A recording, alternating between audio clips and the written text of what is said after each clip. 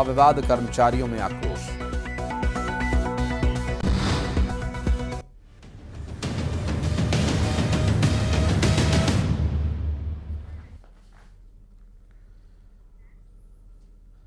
नमस्कार, morning breaking news देख रहे हैं आप और आज है खास दिन छात्र छात्राओं के लिए, क्योंकि आज मोदी सर की पाठशाला लगने वाली है। जी हां, बोर्ड परीक्षाओं से पहले प्रधानमंत्री नरेंद्र मोदी एक बार फिर छात्र छात्राओं के साथ बातचीत करेंगे। उन्हें परीक्षा के दौरान होने वाले तनाव को भगाने का मंत्र देंगे और इस दौरान छात्रों से छात्राओं से सवाल जवाब भी होगा, बातचीत होगी, इंटरैक्शन होगा, परीक्षा पर चर्चा होगी। परीक्षा पे चर्चा 2024 कार्यक्रम के जरिए पीएम नरेंद्र मोदी सिर्फ स्टूडेंट्स को नहीं बल्कि टीचर्स और अभिभावकों की परीक्षा की तैयारी से जुड़ी चुनौतियों से निपटने की सलाह देंगे। साथ ही छात्रों, शिक्षकों, अभिभावकों के जो प्रमुख सवाल, एक सामान्य सवाल जो रहते हैं जिसमें बच्चों को क्या खाना है, कैसे रहना है, इन सब तरह की जो सवाल हैं उस पर भी बातचीत होगी। बता दें कि इस बार कार्यक्रम के लिए 2 करोड़ से ज्यादा रजिस्ट्रेशन हुए। आप इसका अंदाजा इस बात से लगा सकते हैं कि ये कितना कारगर स्टूडेंट्स के लिए हो रहा है और कितने स्टूडेंट्स इसमें जाना चाहते हैं। सुबह 11 बजे से ये भारत मंडपम में होगा। ये भारत मंडपम दिल्ली के प्रगति मैदान में है और ITPO प्रगति मैदान में होने वाले इस कार्यक्रम की तस्वीरें भी आपको दिखाएंगे। प्रधानमंत्री नरेंद्र मोदी क्या बातचीत करते हैं वो भी आपको दिखाएंगे, क्योंकि ये कार्यक्रम बहुत ज़रूरी है उन छात्र छात्राओं के लिए, अभिभावकों के लिए, टीचर्स के लिए, जिन टीचर्स के स्टूडेंट्स 10th या 12th के बोर्ड एग्जाम देने जा रहे हैं, जिन अभिभावकों के बच्चे 10th और 12th के एग्जाम देने जा रहे हैं, या फिर जिन बच्चों के 10th और 12th के एग्जाम्स हैं, उनके लिए कितना इम्पॉर्टेंट ये एग्ज़ाम होता है। आप सभी कहीं ना कहीं इससे रिलेट करेंगे, इससे जुड़ाव महसूस करेंगे, क्योंकि आप सभी कभी ना कभी स्कूल में रहे होंगे। तो इससे आप अंदाज़ा लगा सकते हैं कि जो स्ट्रेस मैनेजमेंट है वो कैसा होना चाहिए,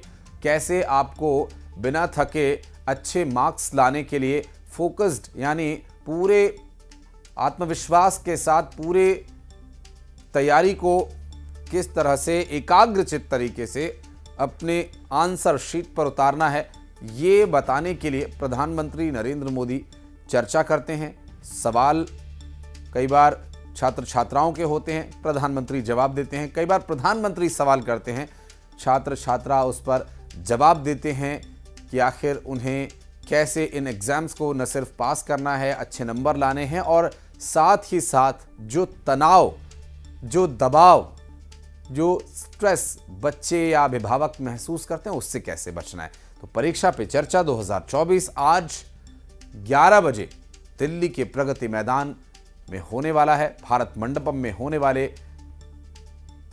एग्जाम वॉरियर्स जो हैं वहां पहुंच चुके हैं। सुशील पांडे हमारे सहयोगी इस वक्त हमारे साथ जुड़ने से बात करेंगे। सुशील, आज का दिन बहुत ही ज़्यादा महत्वपूर्ण है उन छात्र छात्राओं के लिए जो एग्जाम्स की तैयारी कर रहे हैं, और प्रधानमंत्री नरेंद्र मोदी इसमें स्ट्रेस बस्टर का काम करेंगे।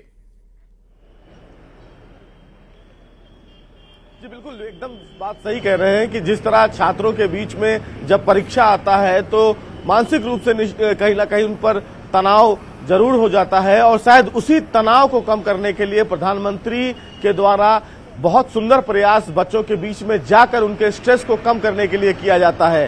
प्रधानमंत्री ने 2018 में इस कार्यक्रम की शुरुआत की थी। आज इसका 7वां जो संस्करण है, उस संस्करण में इसी भारतीय मंडपम में आपको दिख रहा होगा तस्वीरों में, इसी भारतीय मंडपम में 11:15 बजे प्रधानमंत्री छात्रों के साथ सीधे रूबरू होंगे, जिसमें लगभग 7 लाख से ज्यादा छात्रों ने रजिस्ट्रेशन करवाया है। और इसी रजिस्ट्रेशन में न केवल छात्र होंगे बल्कि उनके अभिभावक भी होंगे, शिक्षक भी होंगे, जिनसे प्रधानमंत्री सीधे सवाल जवाब करेंगे। और न केवल ये सवाल जवाब प्रधानमंत्री के द्वारा होगा बल्कि प्रधानमंत्री से भी छात्र अपना प्रश्न पूछ सकते हैं। तो ये एक कहीं ना कहीं बहुत सुंदर मोमेंट होता है जब देश का प्रधानमंत्री छात्रों से मिलकर उनके स्ट्रेस को कम करने के लिए, उनके तनाव को कम करने के लिए उन्हें टिप्स देता है। ये अपने आप में बहुत गौरवान्वित पल होता है जब छात्र सीधे देश के प्रधानमंत्री से अपनी समस्या बात करते हैं और उनसे भी सवाल जवाब करते हैं कि आखिर इतना सारा काम आप कैसे करते हैं। उन्हीं अनुभव को फिलहाल प्रधानमंत्री के द्वारा साझा किया जाता है।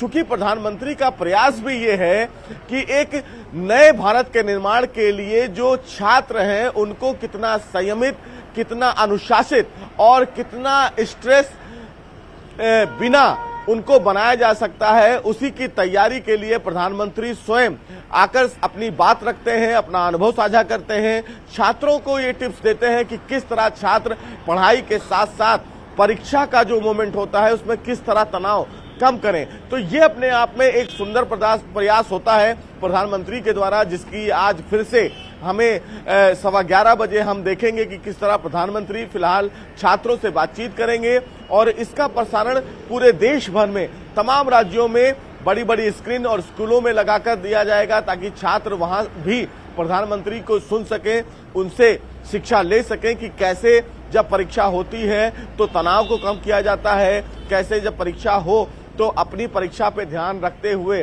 परीक्षा को सीधे तौर पर सफल बनाया जाए बिना किसी तनाव के। तो ये अपने आप में प्रयास है। लेकिन आप देखिए कि किस तरह सिक्योरिटी के भी एग्जाम प्रयास किए गए हैं। एनएसजी जो है वो फिलहाल पहुंच चुकी है।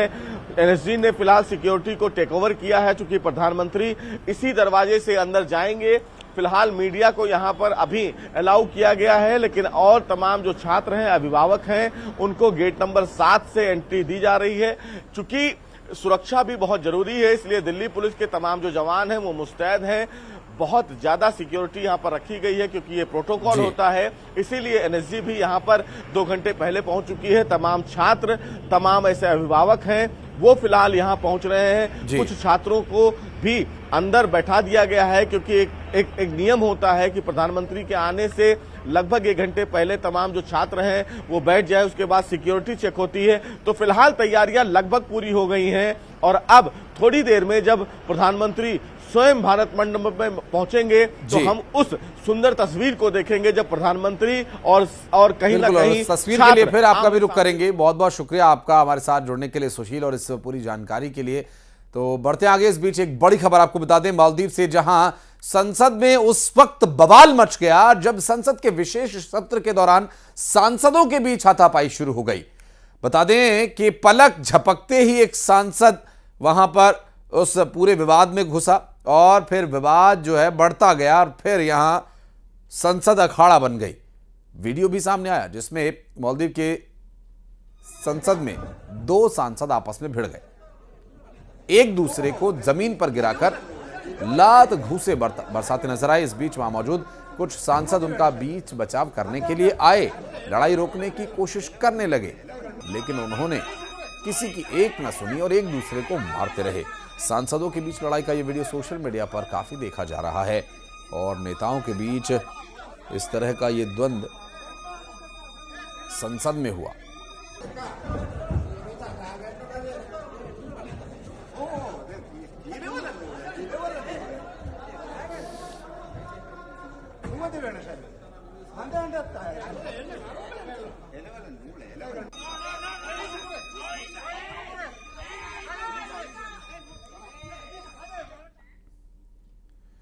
खबर ग्वालियर से, जहां 2 पक्षों में विवाद के बाद फायरिंग हुई। दरअसल 4 लोगों पर हत्या के प्रयास का मामला दर्ज किया गया, जिसमें एक आरोपी बंदूक सहित गिरफ्तार किया गया। कंपू के खंजाची बाबा की दरगाह इलाके की यह पूरी घटना है।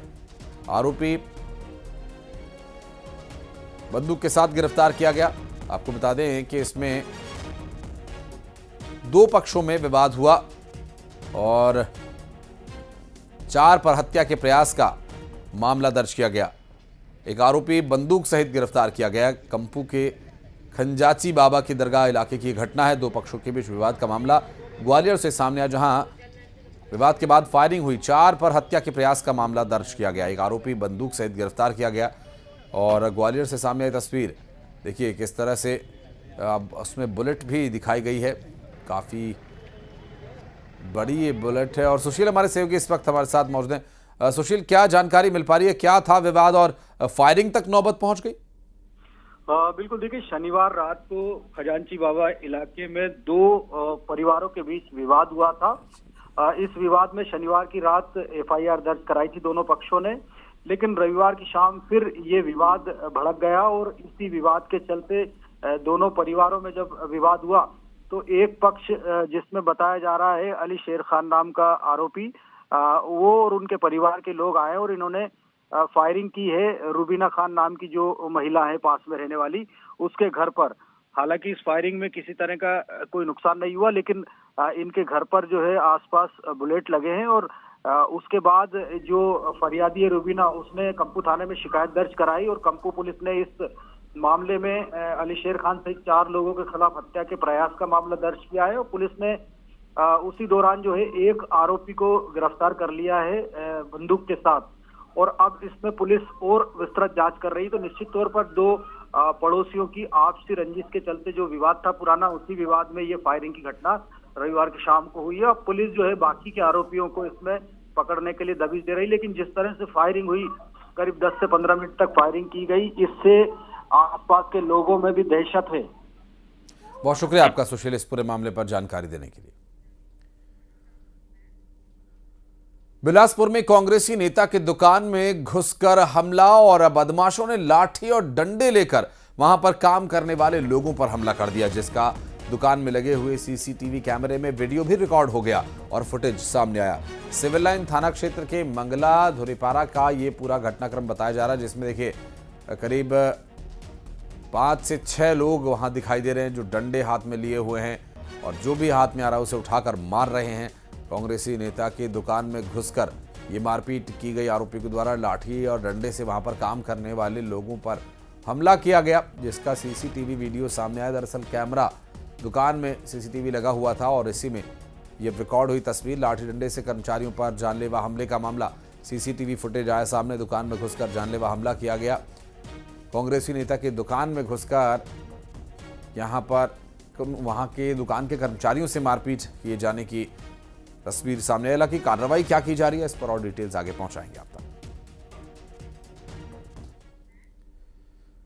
नर्मदापुरम में मारपीट की गई। असिस्टेंट प्रोफेसर की द्वारा जनभागीदारी कर्मचारी के साथ मारपीट किए जाने का यह मामला है। पिपरिया पीजी कॉलेज के असिस्टेंट प्रोफेसर पर आरोप लगा है।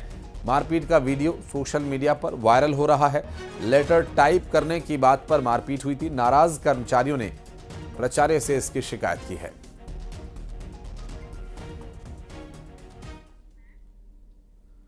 और रतलाम में बदमाशों की करतूत देखने को मिली। 4 गाड़ियों पर पथराव किया गया। 4 लेन के नामली के पास पथराव हुआ। नामली थाना पुलिस पूरे मामले की जांच कर रही है। 4 गाड़ियों पर पथराव किया गया और ये 4 लेन के पास पूरा घटनाक्रम सामने आया, जहां विंडशील्ड पर पत्थर फेंके गए। 4 गाड़ियों पर, जिसमें एक बस है और कार है, कुछ गाड़ियों पर पत्थर फेंके गए जिससे विंडशील्ड क्षतिग्रस्त हो गई। हालांकि कोई दुर्घटना ऐसी नहीं हुई जिससे कि कोई जनहानि हो या किसी को चोट आए, लेकिन गाड़ियों पर पत्थरबाजी का ये जो मामला है ये काफ़ी संगीन है। बदमाशों की करतूत रतलाम से सामने आई। 4 लेन के नामली के पास पथराव हुआ। नामली थाना पुलिस पूरे मामले की जांच कर रही है। बदमाशों की करतूत का ये वीडियो हम आपको दिखा रहे हैं। देखिए उसके बाद जो गाड़ियाँ क्षतिग्रस्त हुई हैं वो आप देख सकते हैं। विंडशील्ड पर, बस पर भी पत्थर फेंके गए हैं। कार पर भी, कार का कांच टूटकर ड्राइविंग सीट पर बिखरा हुआ नजर आ रहा है। डिंडोरी जिले के शाहपुरा में पदस्थ महिला एसडीएम की संदिग्ध परिस्थिति में मौत हो गई। बताई जा रहा है कि एसडीएम के सीने में दर्द उठा, जिसके बाद पति उन्हें अस्पताल लेकर पहुंचे और यहां इलाज के दौरान उनकी मौत हो गई। डॉक्टर्स की रिपोर्ट में अस्पताल लाने से पहले ही मौत होने की बात कही जा रही है। हालांकि इस बात की पुष्टि किसी अफसर ने अब तक नहीं की है। एसडीएम का घर सील कर दिया गया है। पुलिस पति से पूछताछ कर रही है और मृतक एसडीएम का नाम निशा नापित बताया जा रहा है। हमारे साथ हमारे सहयोगी कृष्णा साहू जुड़ गए। कृष्णा, अभी क्या डिटेल्स मिल पा रही है? चूंकि संदिग्ध परिस्थितियों में मौत हुई है, जांच हुई क्या इस मामले में? डॉक्टर्स क्या कह रहे हैं? पुलिस क्या बता रही है? जी बिल्कुल आशीष, बताना चाहूंगा कि इस पूरे मामले में अभी जो एसडीएम है उनके शव को लाया गया है और यहाँ पर अभी पीएम की कार्रवाई चल रही है। इसके साथ ही बताया जा रहा है कि जो एसडीएम थी उनका जब इलाज के दौरान लेके आया गया था, उससे पहले ही उनकी मौत हो चुकी थी। इस पूरे मामले में 3 लोगों पर पुलिस ने शक जताया है और 3 लोगों से पूछताछ की जा रही है। उनके घर को सील कर दिया गया है। फिलहाल अभी यह है कि जब तक पीएम की रिपोर्ट नहीं आ जाती है तब तक पूरे मामले में कुछ भी कहना अभी सही नहीं होगा। और दूसरी चीज ये है कि जो एसडीएम है उन्होंने अपना नॉमिनी में अपनी बहन और उनके बेटे का नाम किया था, जिसके कारण पुलिस ने उनके पति पर शक जताया है और पूछताछ कर रही है। आशीष। और शाहपुरा में पदस्थ निशा नापित की मौत के बाद से कई सवाल उठ रहे हैं कृष्णा, और परिवार वालों की तरफ से कोई रिएक्शंस इस पर आए हों, कुछ कहा गया हो? जी बिल्कुल आशीष, अभी तक परिवार वाले खुलकर सामने नहीं आए हैं। सभी पीएम की रिपोर्ट का इंतजार कर रहे हैं। हालांकि जो हमारे सूत्र बता रहे हैं कि जो एसडीएम का शरीर है पूरा नीला पड़ चुका था, तो अभी कुछ भी नहीं कहा जा सकता आशीष। जब तक पीएम की रिपोर्ट नहीं आ जाती उसके बाद ही कुछ कहना कहा जा सकता है कि कुछ उसके बाद ही कहा जा सकता है कि तथ्य सामने आने में अभी समय लग सकता है। कृष्णा, बहुत शुक्रिया आपका जानकारी के लिए। खरगोन में रिटायर्ड महिला लेक्चरर के साथ चेन स्नैचिंग का मामला हुआ, जहां वारदात को अंजाम दिया। कोतवाली थाना क्षेत्र के आदित्य नगर कॉलोनी में वो पैदल घूम रही थी, तभी बाइक पर सवार 2 लोगों ने चेन स्नैचिंग की वारदात को अंजाम दिया। सूचना पर पुलिस ने नाकेबंदी की, लेकिन बदमाश पुलिस के शिकंजे से बाहर है। पुलिस अब सीसीटीवी फुटेज खंगाल रही है।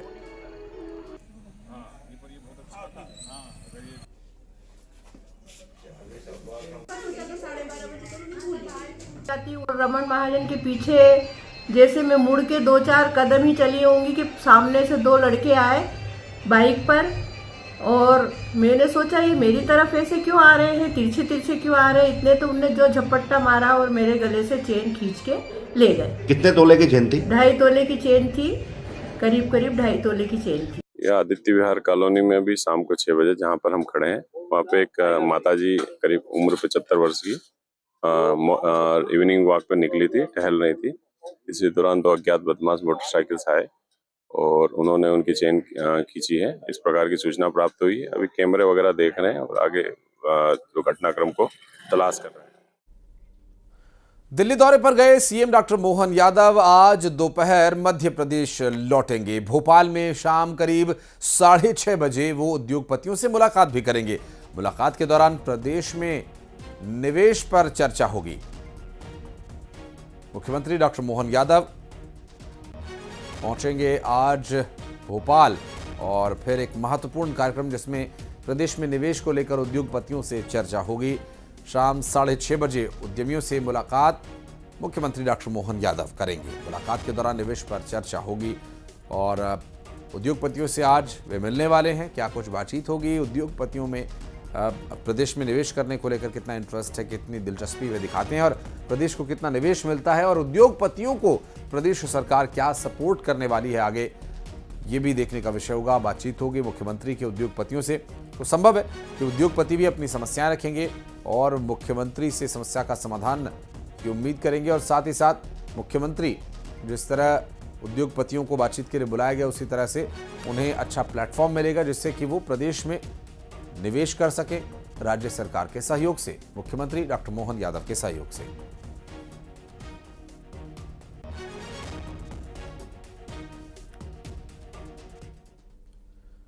और अब बिजली का झटका। जी हां, भोपाल में 20 से ज्यादा इलाकों में पावर कट रहेगा। मेंटेनेंस के चलते 2 से 6 घंटे तक बत्ती रहेगी गुल।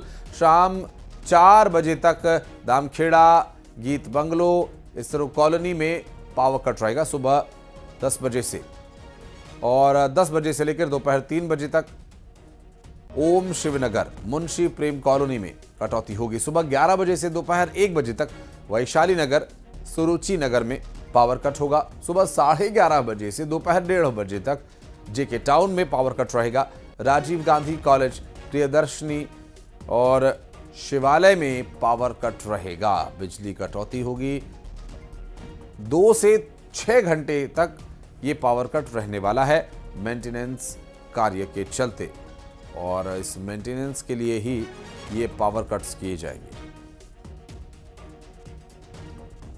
आपको बता दें कि राजधानी भोपाल में पावर कट को लेकर लोगों को परेशानी हो सकती है, इसीलिए ये खबर आपके लिए बहुत ज़रूरी है, क्योंकि बिजली का जो झटका है वो ऐसा लगेगा कि 2 से 6 घंटे तक आपको बिना बिजली के रहना पड़ेगा। ऐसे में अपने मोबाइल, पावर बैंक्स और जितने भी इन्वर्टर बैटरीज हैं चार्ज कर लीजिएगा, क्योंकि 2 से 6 घंटे का बैकअप तो आपके पास होना चाहिए। हमारी निर्भरता बिजली पर आजकल इतनी है कि बिजली अगर 1 मिनट के लिए भी जाती है तो कहीं ना कहीं हम उससे प्रभावित होते हैं, और यहाँ तो 2 से 6 घंटे तक पावर कट रहेगा।